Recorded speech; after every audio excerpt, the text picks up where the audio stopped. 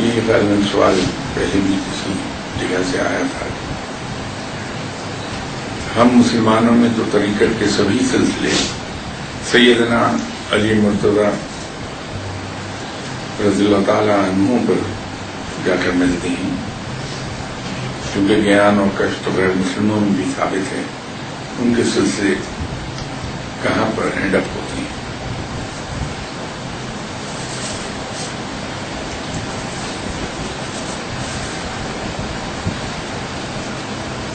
بات یہ ہے کہ ایک آدمی لاہور سے کراچی کے لیے نکلتا ہے، اس نے لاہور گھر سے نکلنے سے پہلے 3 چیزیں ڈٹرمن کی۔ ایک منزل، میری منزل کراچی ہے۔ دوسرا روٹ، پلان کیا ہے کہ میں کس سڑک سے جاؤں گا، کہاں کہاں رکتا ہوا جاؤں گا، کہاں میں زیادہ دیر اسٹے کروں گا، کہاں لنچ کروں گا، کہاں ڈنر کروں گا۔ اور تیسری چیز ٹائم لمٹ اپنے لیے رکھی ہے، مجھے اتنی دیر کراچی پہنچنا ہے۔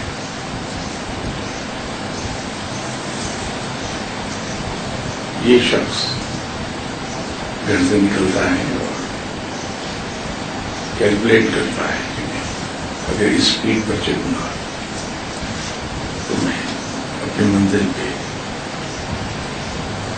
جو ٹائم میں نے اپنے لیے مقرر کیا ہے اس کے لگ بھگ وہاں پہنچ جاؤں گا۔ دوسرا، اس نے راستہ روٹ ورک آؤٹ کیا ہے کہ ابھی تو امکان کم ہے کہ اس کا واسطہ ٹوٹی پھوٹی سڑکوں سے، کچی سڑکوں سے پڑے، درمیان میں کہیں کوئی ڈائیورشن آئی بھی تو چھوٹی ہوگی، وہ سیدھا اپنی منزل پہ جا پہنچے گا۔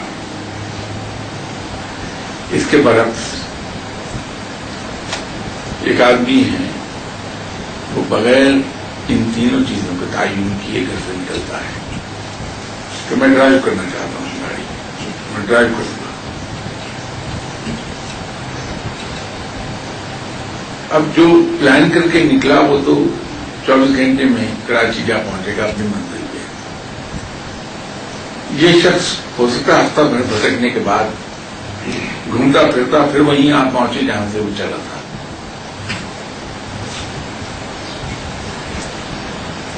بالکل یہی معاملہ ایک مسلمان صوفی کا ہے، اور دوسری مثال جو میں نے دی وہ غیر مسلم صوفی کی ہے۔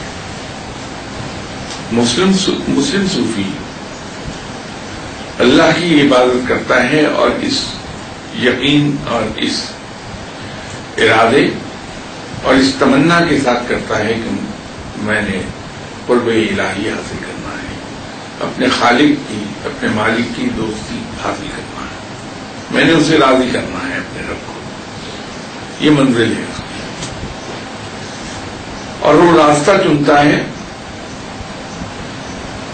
کہ میں اس راستے پر چلوں گا جو میرے لیے آپ صلی اللہ علیہ وسلم نے چھوڑا ہے، سنت کا راستہ۔ کوئی نان مسلم بات کرے گا تو اس کے لیے آسان لفظ ہے کہ آپ صلی اللہ علیہ وسلم کے فٹ پرنٹس کو فالو کرے گا۔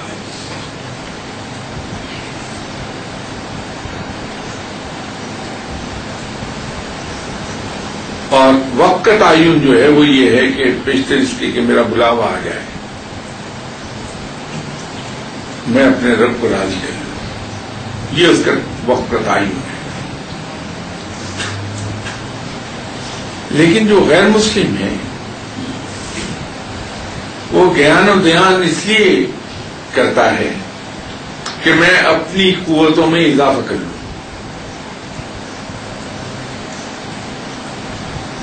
وہ قوتوں میں اضافہ کرنا چاہتا ہے۔ میں غیر مرئی قوتوں کا مالک بن جاؤں. تو نہ اس کی کوئی منزل ہے، نہ اس کا کوئی روٹ پلان ہوا ہے، اور نہ اس کا کوئی وقت کا تعین ہے اس کے پاس. وہ اپنی راہ پر لگا ہے. کیونکہ یہ سنت رب ہے کہ انسان کو اس کی محنت کا پھل ملتا ضرور ہے. تو رب تعالیٰ اس کی اس محنت کو بھی کبھی رائے گا نہیں جانے دیتا. اس کو وہ کچھ عطا کر دیتا ہے جس کے لیے وہ کوشاں ہوتا ہے. تو اس کو غیر مرئی قوتیں چند ایک حاصل ہو جائیں گی، لیکن قیامت کے روز مرنے کے بعد اس کے پاس کچھ نہیں ہے. وہ خالی ہے سوائے اس کی کہ اس کو، کیونکہ اس کے تمام نیک اعمال کا جزا جو ہے، اس کا اجر جو ہے، وہ رب دنیا ہی میں دے گا. جائے گا تو یہاں سے بالکل خالی ہاتھ ہوگا نیکیوں کی طرف سے. البتہ اللہ کے ساتھ سرکشی کے جرم اس کے ہاتھ میں ضرور ہوں گے. اس کی وہ سزا پائے گا. تو اس سلسلے اینڈ اپ ہونے کا تو سوال ہی نہیں ہے کوئی، کیونکہ نہ اس کی کوئی منزل ہے، نہ کوئی اس کی راہ مقرر ہے. اس لیے جب جو تجربات سادھوؤں نے لکھے ہیں یا بخشوؤں نے لکھے ہیں، وہ ایک دوسرے سے خاصے مختلف ہیں. کیونکہ کٹی ہوئی پتنگ ہے وہ، جس کی کوئی ڈائریکشن نہیں ہوتی. محنت کرتے ہیں، اس کا اجر اللہ انہیں عطا فرما دیتا ہے دنیا ہی میں. آخرت میں ان کے لیے کچھ نہیں.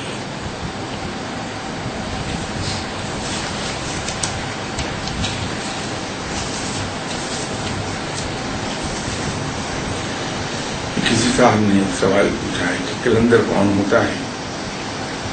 جس طرح اخیار ابتدائی درجہ لائے تھے، اس لحاظ سے کلندر کا درجہ کیا ہے؟ میں نے اسی نشست میں کسی وقت عرض کیا تھا کہ کلندر ایک طرز حیات کا نام ہے.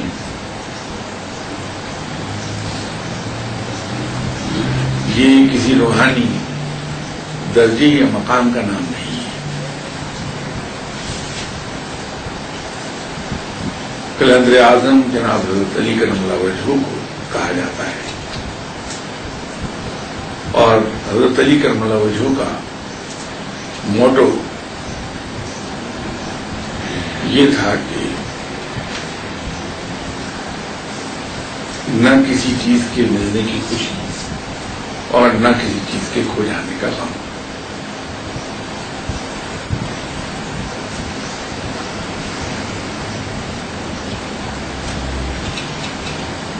انہوں نے اپنی ساری زندگی اسی پہ بتا دی. جو مل گیا اس پر بھی سجدہ شکر ادا کیا، اور جو نہیں ملا اس پر بھی سجدہ شکر ادا فرمایا.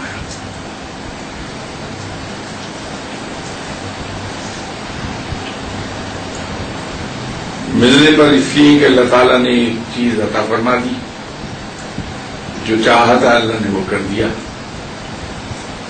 اور نہ ملنے پر اس لیے وہ چیز میرے لیے یقیناً نقصان دہ تھی جو میرے رب نے مجھے عطا نہیں فرمائی. تو اس طرح اللہ نے مجھ پر مہربانی فرمائی ہے، اس لیے وہ سجدہ شکر ادا کر رہا.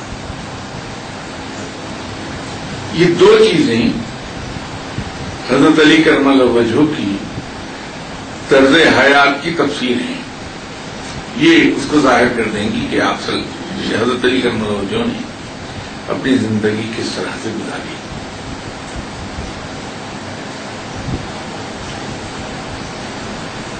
اس طرز حیات کو کلندرانہ طرز حیات کہتے ہیں.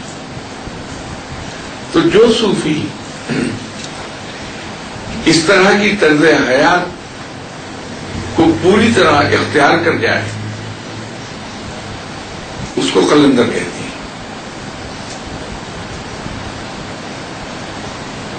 کلندرانہ طریقے پر بہت سے صوفی گامزن ہو سکتے ہیں، ہوتے ہیں، لیکن اس درجے پر نہیں ہوتے کہ دکھ اور سکھ سے بے نیاز ہو جائیں، اپنی ذات کو اس طرح مٹا ڈالیں کہ وہ باقی ہی نہ رہے، اور شکر گزاری کے اس مقام پر ہو جائیں کہ سکھ میں بھی شکر ہے اور دکھ ملنے پر بھی شکر ادا کریں۔ یہاں تک عام طور پر عام آدمی پہنچ نہیں پاتا، تو جو چند لوگ پہنچے انہیں لوگ کہتے ہیں یہ قلندر ہے۔ قلندر کی تعریف کیا ہے؟ رہ گیا اخیار کا معاملہ۔ اخیار یا عمران یہ لوئسٹ درجہ ہے ولایت کا۔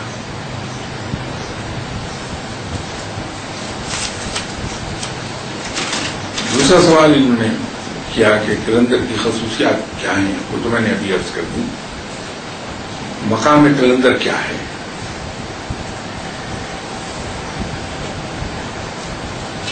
مقام قلندر یہ ہے کہ وہ اللہ کا دوست ہوتا ہے، کیونکہ جس شخص نے اپنی خواہشات، اپنے ارادوں اور اپنی تمناؤں کو رب کے ارادوں کے ماتحت کر لیا، وہ اس کا بندہ ہو گیا، وہ بندگی میں داخل ہو گیا، اور جو بندگی میں داخل ہوا وہ مقام شکر پر چلا گیا، جو مقام شکر پر گیا وہ اللہ کے قریب ہو گیا۔ تو قلندر قرب الہی کے مقام پر ہوتا ہے، اس کو اللہ کی دوستی نصیب ہو جاتی ہے۔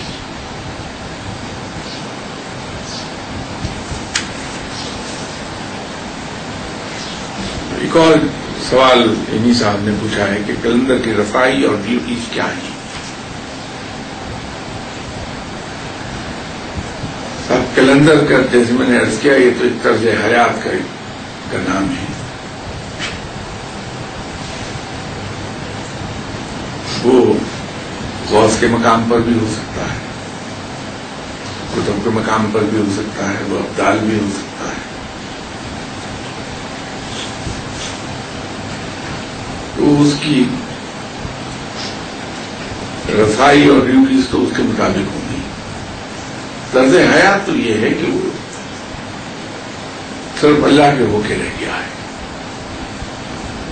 جو کچھ وہاں سے عطا ہوتا ہے، یا یوں کہیے کہ وہ اللہ کی رضا میں راضی ہو گیا ہے۔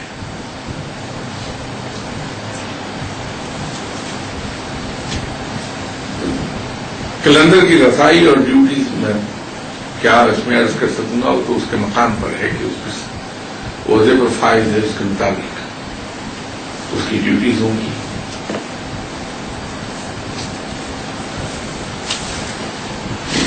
کسی صاحب نے ایک اور سوال یہ پوچھا کہ آپ بیعت کرتے ہیں یا نہیں؟ اس کا ایک دو ٹوک جواب تو یہ ہے کہ نہیں۔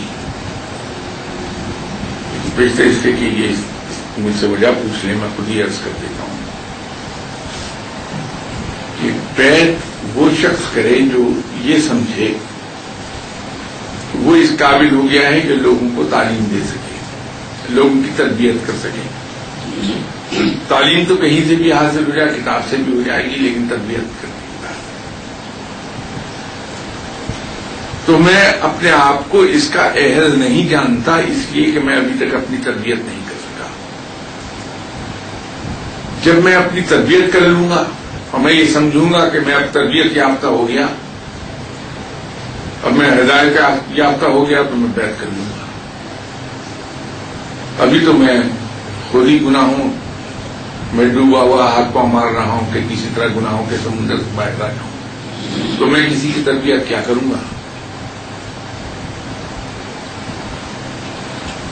اس خیال سے میں تربیت نہیں کرتا، مرید ہی نہیں کرتا کہ یہ ذمہ داری مجھ پر آئے نہیں، کیونکہ ایک زمانے میں جب یہاں پیر اور مرید